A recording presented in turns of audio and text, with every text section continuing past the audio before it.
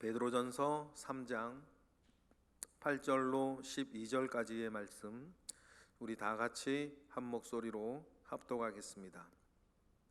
마지막으로 말하노니 너희가 다 마음을 같이하며 동정하며 형제를 사랑하며 불쌍히 여기며 겸손하며 악을 악으로 욕을 욕으로 갚지 말고 도리어 복을 빌라. 이를 위하여 너희가 부르심을 받았으니 이는 복을 이어받게 하려 하심이라. 그러므로 생명을 사랑하고 좋은 날 보기를 원하는 자는 혀를 금하여 악한 말을 그치며 그 입술로 거짓을 말하지 말고 악에서 떠나 선을 행하고 화평을 구하며 그것을 따르라. 주의 눈은 의인을 향하시고 그의 귀는 의인의 간구에 기울이시되 주의 얼굴은 악행하는 자들을 대하시느니라 하였느니라. 아멘. 그리스도인이 이 땅을 살 때 어떻게 살아야 할 것인지, 초대교회 사람들이나 오늘 우리가 가지고 있는 중요한 세 가지 삶의 영역에 대해서 지침을 베드로 사도는 이야기를 해 주셨습니다. 국가와 정부에 대해서는 어떻게 하고, 직장과 일터에 대해서는 어떻게 하고, 가정생활에 대해서는 어떻게 해야 된다, 이런 이야기들을 하셨죠. 언제나 성경은 동일한 얘기를 하십니다. 베드로나 바울이나 위에 있는 권세들에 대해서는 어떻게 해야 되며, 우리가 하고 있는 그 일을 통해서는 어떻게 해야 되고, 가정에서는 어떻게 해야 되는지, 남편에게, 아내에게, 또 바울은 또 자녀와 부모에게도 그런 이야기들을 했습니다. 이는 단순히 윤리적인 이야기를 넘어서서 구원의 복음으로 말미암아 신분이 바뀌어진 사람들, 존재가 바뀌어진 사람들, 이제는 더 이상 이 세상에 속하지 아니하고 하늘에 속한 사람들, 육을 쫓지 아니하고 영적인 그리스도인들, 그 그리스도인들은 마땅히 그러한 삶을 살고 싶거나 살기 위해서 노력하고 애쓰는 것이 당연하다. 때때로는 우리가 이 모든 말씀들을 다 이루며 살지는 못하여서 가슴 아파한다 할지라도 우리는 늘 지향하는 거 아닙니까? 그런 삶을 지향하면서 우리가 온전한 그리스도인의 삶을 이 땅 가운데에서 살면서 이 땅 가운데에 마땅한 우리의 길을 걸어서 하나님이 살아계시다는 것과, 우리가 하늘에 속한 사람이라는 것과, 우리에게는 영생이 있다는 것과, 우리는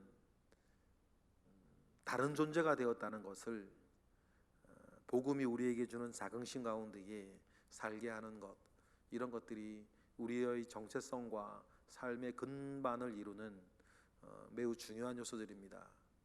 이거를 국가 권력에 대해서도, 우리 직장 생활하면서도, 가정에 대해서도 이렇게 이러한 삶을 이루어 가야 한다라고 이야기하였던 베드로는 이제 오늘 그 모든 것들이 우리에게 쉬운 일이 되고, 그 모든 것들이 우리에게 즐거운 일이 되고, 그 모든 일들이 우리에게 마땅한 일, 당연한 일로 받아들여지려면 오늘 우리가 읽은 이 말씀들이 나의 성품 가운데에, 나의 마음과 생각 가운데에 딱 자리 잡고 있어야 된다. 우리의 삶의 개인적인 원칙을 이렇게 가지고 있어야 된다라고 이야기를 하시면서 마지막으로 내가 당부를 하는데, 그러한 삶을 살기 위해서는 이러이러한 마음이, 이러이러한 은혜가 우리 가운데 있어야 된다, 이렇게 당부를 하고 있습니다. 그래서 먼저 8절에서는 우리의 속사람은 이러한 것들로 이렇게 성품이 채워져 있어야 된다. 베드로는 이것을 지금 번역 성경으로는 신성한 성품, 옛 성경에는 신의 성품에 참여한 자라고 이야기하기도 했는데, 이러한 성품이 우리 가운데 있어야 되는데 네 가지의 성품이 우리 가운데에 채워져 있어야 된다, 이렇게 얘기를 하셔요. 8절 읽어보겠습니다. 시작. 마지막으로 말하노니 너희가 다 마음을 같이하여 동정하며 형제를 사랑하며 불쌍히 여기며 겸손하며 라고 그러셨어요. 네 가지의 성품이 우리의 속사람에 채워져 있어야 된다라고 이야기를 합니다. 마음을 같이 한다 그랬습니다. 이 네 가지에 들어가진 않습니다. 이 마음을 같이 한다라고 하는 것은 예수 믿는 우리는 이 네 가지 마음이 같이 있어야 된다 그 말이죠. 이 마음을 같이 한다라고 하는 것을 말입니다. 우리가 꼭 기억해야 될 것이 있는데, 내 생각과 내 주장과 내 의견에 상대방을 설득하여서 마음을 같이 하는 게 아닙니다, 여러분. 그런 세상에 사는 방법. 그래서 무슨 백분 토론하듯이 무슨 뭐 정치인들이 와가지고 막 토론하고 하면서 여러분 마음을 같이 하는 게 아니에요. 여러분 TV 백날 보십시오. 여러분 토론하고 논쟁하고 그렇게 해서 마음이 같이 되어지는 걸 본 적 있으셔요? 그러면 당이 왜 두 개가 되겠고 대선 후보가 왜 네 명이 되겠습니까? 여러분 토론하고 설득해서 하나가 되고 마음을 같이 하는 것이 아닙니다. 마음이 같이 될 때는 한 가지예요. 우리가 한 곳을 보는 것입니다. 마음이 같이 될 때에는 한 가지입니다. 우리가 한 곳을 같이 보는 것, 한 가치를 지향하는 것, 하나의 존재가 되어지는 것이에요. 그러면 여러분, 우리 믿는 이들이 하나가 되고 마음이 하나가 되는 것은 내가 옳거나 내가 바르거나 내 주장이 맞거나 내 목소리가 크거나 그래서 되는 것이 아니고, 우리 모두가 한 분, 우리 주 예수 그리스도를 바라볼 때에 하나가 되고 마음을 같이 하게 되는 일이 일어나는 것임을 믿습니다. 그러니 우리가 온전하게 우리 주님을 바라보기 위해서 말씀 위에 서 있는 것, 말씀을 주목하는 것이 중요하겠지요. 그래서 우리가 다 마음을 같이 하여서 어떤 마음들이 있어야 되는지 네 가지를 말하죠. 뭡니까? 첫 번째, 동정하는 것입니다. 사랑을 가지고 긍휼을 가지고 우리가 사는 것이죠. 그리고 두 번째 뭡니까? 형제를 사랑하는 것입니다. 세 번째는 서로가 서로를 불쌍히 여기는 것입니다. 그리고 자기 스스로에 대해서 겸손한 것이에요. 그러니 여러분, 우리가 서로가 서로를 향하여서 이러한 네 가지 마음을 동정하고 사랑하고 불쌍히 여기고 겸손해야 되는 이유는 뭡니까? 우리 모두가 이 땅의 나그네로서 고난을 당하고 있고, 이 땅의 나그네로서 다 믿음의 선한 싸움을 싸우고 있는데, 이 땅의 나그네로서 믿음의 선한 싸움을 싸우고 있는 우리 모두가 연약함 가운데에 애쓰고 있는 사람이라는 것을 우리가 알기 때문이에요. 연약함 가운데에 애쓰는 사람이라고 우리가 알 수 있는 이유는 무엇 때문입니까? 다른 이가 아니라 내가 그렇기 때문이에요. 우리가 그렇기 때문이지요. 저나 여러분이나 연약함 가운데 애써요. 우리가 연약함 가운데 애쓰고 있다는 것을 하루에도 십수번 여러분 경험하지 않습니까? 내 속에서 여러분 쓴 마음이 일어나고, 내 입에서 여러분 쓴 말이 나가고, 쓴 생각이 있고, 그리고 기도하고 큐티하고 하면서 그 마음을 우리가 털어내면서 때로는 넘어지기도 하고 때로는 승리하기도 하면서 넘어질지언정 아주 엎드러지지 아니하고 계속해서 신앙생활하고 교회생활하고 그렇게 하면서 애를 쓰고 있는 나 자신이 있으니 나뿐 아니라 저 사람도 그렇고 저 사람도 그렇다. 그러니 여러분, 우리가 서로가 서로를 연약함 가운데에 애쓰고 있다는 것을 기억을 하니 이 세상 가운데에서 연약한 저 몸과 마음으로 이 세상 가운데 나그네된 자로서 믿음의 선한 싸움을 함께 싸우고 있는 사람이니 동정하고 사랑하고 불쌍히 여기고 겸손하게 우리는 살아가는 것이다 라고 하는 것을 여러분 꼭 기억하시기를 바랍니다. 이러한 속사람이 기본이 되어서 이 속사람이 드러나는 순간, 이 속사람이 은혜 가운데 드러내지는 순간은 구절처럼 우리가 우리를 단장하고 스스로가 스스로에게 규제하고 조심하고 조신하게 말하고 행동해야 되는 겉사람의 기본적인 행태가 뭡니까? 우리 9절 읽어보겠습니다. 시작. 악으로 악으로 욕을 욕으로 갚지 말고 도리어 복을 빌라. 이를 위하여 너희가 부르심을 받았으니 이는 복을 이어받게 하려 하심이라. 복을 이어받게 하시려면 악을 악으로 갚지 아니하고 욕을 욕으로 갚지 아니한다. 여러분, 베드로뿐 아니라 요한뿐 아니라 바울도 이런 류의 이야기들을 되게 많이 하셨고, 사도행전의 스데반 집사 같은 이도 오히려 그런 자기가 죽는 순간에서도 악을 악으로 갚지 않고 욕을 욕으로 갚지 않고 도리어 그들을 위해 복을 빌었던 그 스데반 집사나 교회사의 많은 사람들이나, 여러분, 우리가 이렇게 살아갈 수 있는 능력이 우리에게도 공급되어지는 것은 무엇 때문입니까? 우리 주 예수 그리스도가 이 세상에서 보여준 본을 따라 사는 것이고, 우리가 이를 위해서 부르심을 받았다 말씀하시면서 이유를 뭐라 그래요? 복을 이어받게 하려 하심이라. 여러분, 상상을 해보시겠어요? 스데반 집사가 그런 고난 가운데, 고통 가운데 있을 때 오히려 그들에게 분을 내고 그들에게 달려들고 욕을 하고 악으로 갚으려고 자기도 돌들어 던지고, 그러면 그때부터 그곳은 어떻게 되는 거예요?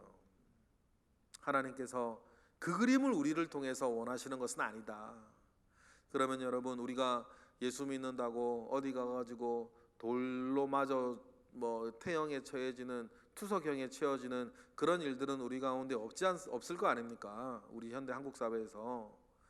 그러나 이런 마음, 이런 태도를 가지고 우리가 살면서 여러분에게 악을 행하거나 여러분에게 욕을 행하는 사람들에게 그대로 갚아주지 아니하고, 로마서 말처럼 원수 갚는 것이 하나님께 있으니 우리는 그를 위해 복을 빌면, 하나님 뭐라 그러셨어요?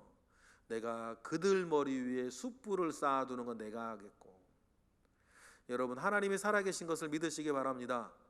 그러니 여러분이 안 하셔도 됩니다. 하나님이 모든 것을 알고 계시고 하나님께서 모든 것을 판단하고 계심을 믿습니다. 그러니 여러분이 나설 필요는 없다.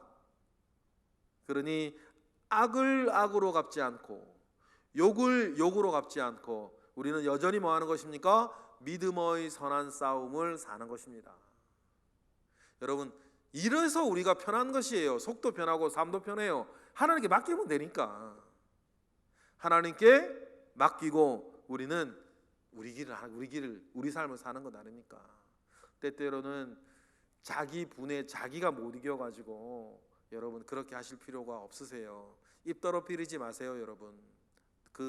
상대방이 있든 없든 입을 더럽히지 마시고, 손을 더럽히지 마시고, 내 눈과 귀를 더럽히지 마시고, 내 마음을 더럽히지 마시고, 내 육신을 더럽히지 아니하고, 우리는 선한 길 가운데에 행하시기를 바랍니다.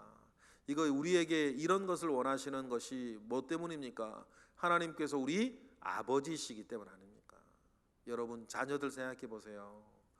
큰 장성한 자녀나 특히나 어린 자녀들, 여러분, 그 자녀들이 험한 일 하기를 원하지 않으시잖아요. 더러운 것 하기를 원하시지 않으시잖아요. 더러운 것이 있으면 애들은 멀리 치워놓고 부모가 치워주는, 자기 손에 똥 묻혀가면서 자기 손에 흙 묻혀가면서 더러운 일은 누가 하고? 부모가 하는 거고, 아이는 가장 깨끗한 곳에, 아이는 가장 안전한 곳에 치워놓고 부모가 험한 일 하는 것이 마땅한 부모의 본성 아니겠어요? 하나님 우리 아버지가 우리에게 이런 요구를 하는 것은 우리를 힘들게 하려고 하는 것이 아니라 우리를 가장 깨끗하고 가장 좋은 곳에 우리를 옮겨 놓아 살게 하시고, 험하고 더러운 일은 누가 하겠다? 주님이, 하나님, 우리 아버지가 하시겠다, 그 마음이신 거예요. 그러니 그 하나님 우리 아버지의 마음을 받으시고 이 마음가짐을 이루시며 사시는 우리 모두가 되기를 바랍니다. 그러니 여러분, 우리는 어떻게 살아야겠습니까? 11절 12절처럼 여러분 우리는 사는 것입니다. 읽어보겠습니다. 시작. 그러므로 생명을 사랑하고 좋은 날 보기를 원하는 자는 혀를 금하여 악한 말을 그치며 그 입술로 거짓을 말하지 말고 악에서 떠나 선을 행하고 화평을 구하며 그것을 따르라. 여러분, 이 말씀을 오늘도 온전히 이루시기를 바랍니다. 이번 주도 온전히 이루시기를 바랍니다. 이번 달도 온전히 이루시기를 바라고 올해와 내년도 온전히 이루시기를 원하고, 그리하여서 우리 평생이 이러한 말씀이 온전히 우리 가운데 이루어지기를 원합니다. 이것이 뭡니까? 그리스도인이 살아가는 방식인 것입니다. 그러려면 여러분, 억울한 일 왜 없겠습니까? 베드로 전서를 통해 쭉 이야기해 왔죠.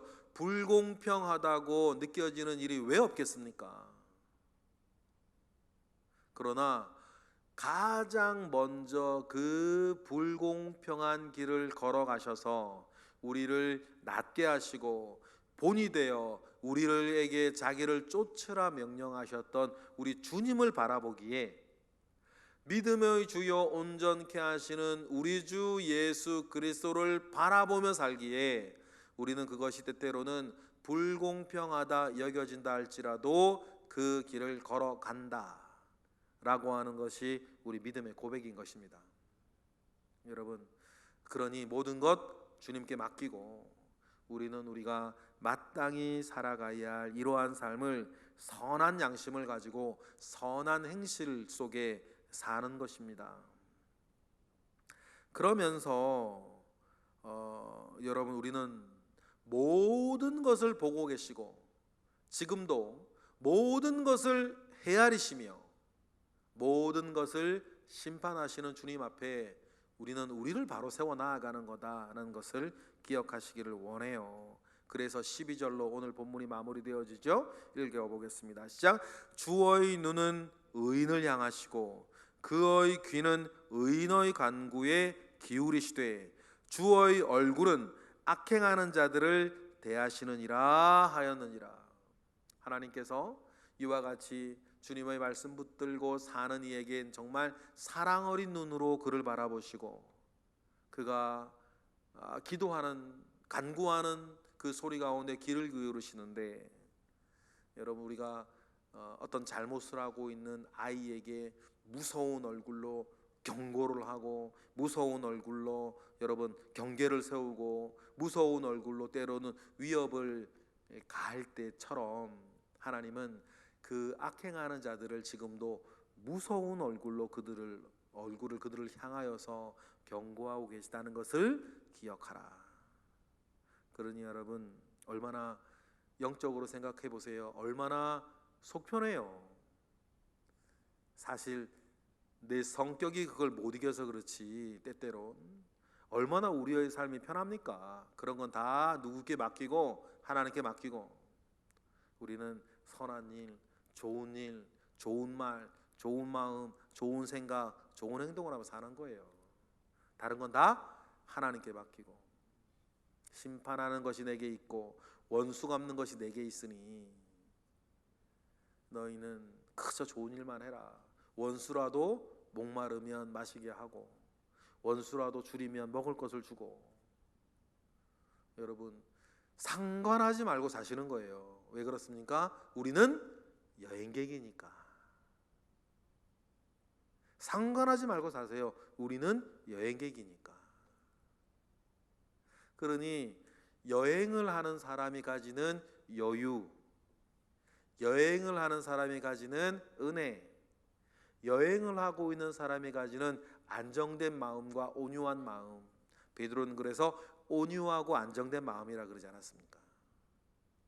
여러분, 그렇게 우리가 이 땅에서 누구인지를 잘 기억을 하고 그 삶을 살고 승리하시고 그 여력으로 먼저 그 나라와 그 의를 구하며 사는데 조금도 부족함이 없는 저와 여러분 되시길 주님의 이름으로 축복합니다.